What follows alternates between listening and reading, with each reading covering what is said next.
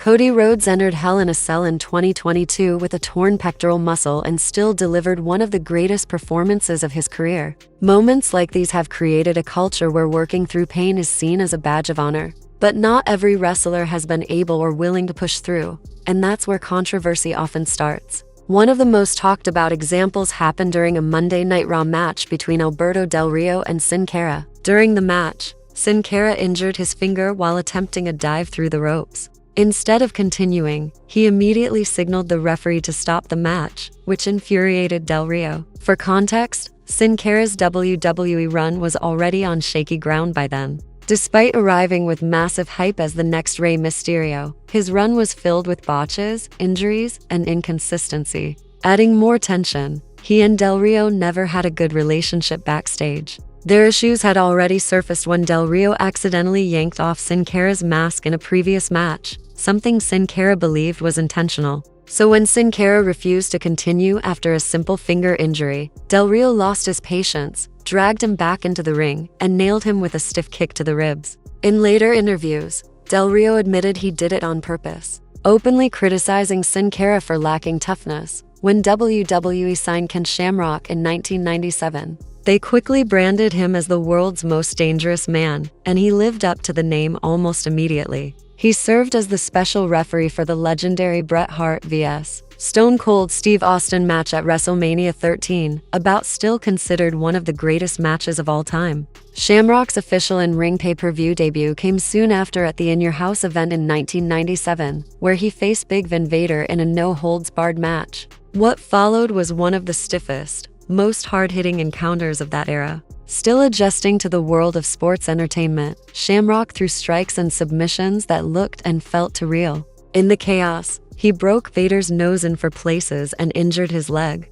Vader, known for being one of the toughest men in wrestling, was clearly shaken and reportedly told Shamrock multiple times to ease up, but Shamrock kept going.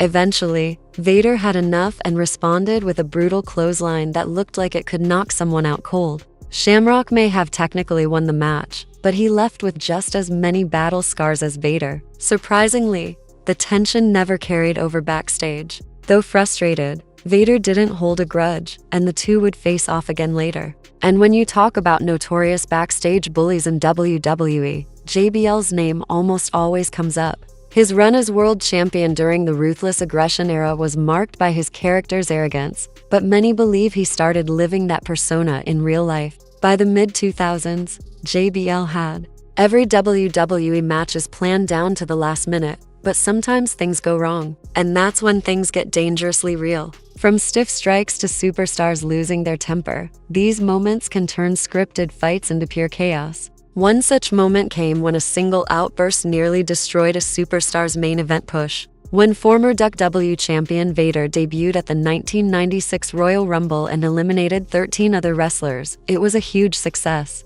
Riding that momentum, Vader quickly became one of WWE's top heels, especially after pinning Shawn Michaels in a tag team match. This set up their WWE Championship match at SummerSlam 1996. Behind the scenes, WWE officials were impressed with Vader and planned to make him a long-term rival for Michaels. With Vader originally scheduled to win the title at Survivor Series and drop it back to Michaels at Royal Rumble. But those plans fell apart when their SummerSlam match went wrong. During the match, Vader missed a spot where Shawn was supposed to jump from the top rope, but Vader didn't move, causing Shawn to crash awkwardly. Furious, Shawn yelled at Vader in the middle of the match and even kicked him in the head for real on live TV. His anger nearly ruined the entire match. Backstage, Shawn complained to Vince McMahon and made it clear he didn't want to work with Vader anymore. Since Shawn had major backstage power at the time, this ended Vader's big push. The title shot was instead given to Psycho Sid,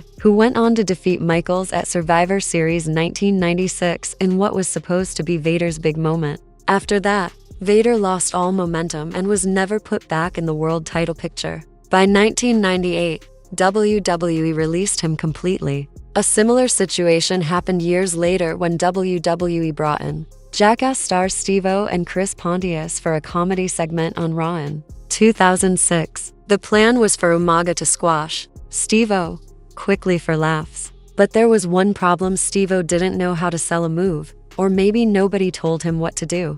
After taking Umaga's big splash, he laughed and stood back up, which to Umaga was a huge sign of disrespect, since he was booked as an unstoppable monster. Steve-O's reaction made him look weak on live TV. This time, Umaga didn't hold back as he unloaded real punches on Steve-O before crushing him again with a brutal Samoan splash. This time, Umaga made sure Steve-O stayed down for good. In a 2023 interview, Steve-O admitted that Umaga hit him so hard he barely remembers anything after the segment. "I remember him hitting me so hard, and then the last move we had discussed finally happened. That was supposed to be the end, but he just kept going. I didn't even realize he was still hitting me because I wasn't playing dead, and I didn't know I was supposed to. Things got crazy after that, and honestly, I don't even remember leaving the ring," Steve-O said. Segments like these prove that WWE's world is no place to fool around. Another example is The Undertaker vs. Giant Gonzalez, which is remembered as one of the worst matches in WrestleMania history.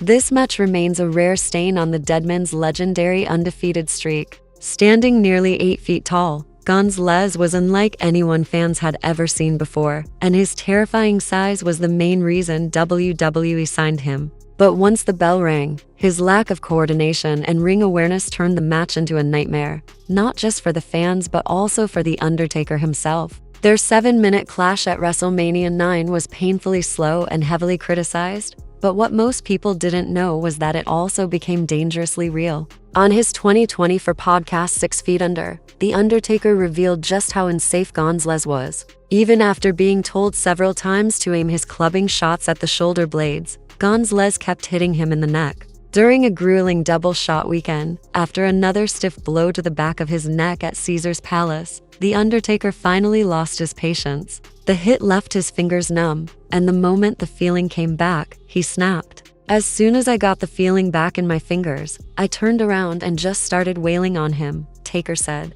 "I hit him so fast, so many times, he couldn't even defend himself, apart from things getting dangerously real." The Undertaker vs. Giant Gonzalez match also ended in one of the strangest ways in WrestleMania history, with Gonzalez using a chloroform-soaked rag to knock out The Undertaker. But what fans didn't know was that the chaos behind the scenes was just as real, with The Undertaker literally having to fight back for real. In wrestling, punches and kicks are meant to look brutal while keeping everyone safe, but sometimes that balance completely breaks down.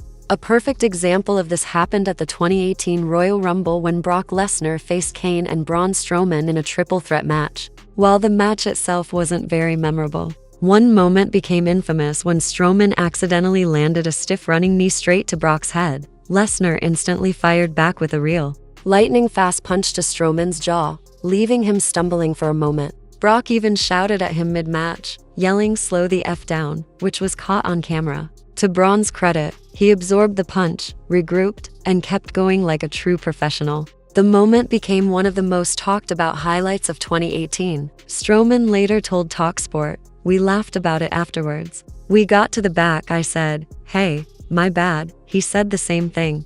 And we went about our business." Unlike many other situations on this list, Lesnar and Strowman handled the incident professionally and moved on. The truth is, injuries are an unavoidable part of professional wrestling. No matter how skilled or careful a performer may be, the physical toll of constant, high-impact bumps means something will eventually go wrong. What separates the greats from the rest is how they respond when disaster strikes mid-match. Some of WWE's most legendary moments have come from superstars pushing through unbearable pain, refusing to give up. Triple H famously finished a tag team match in 2001 after tearing his quadriceps completely off the bone.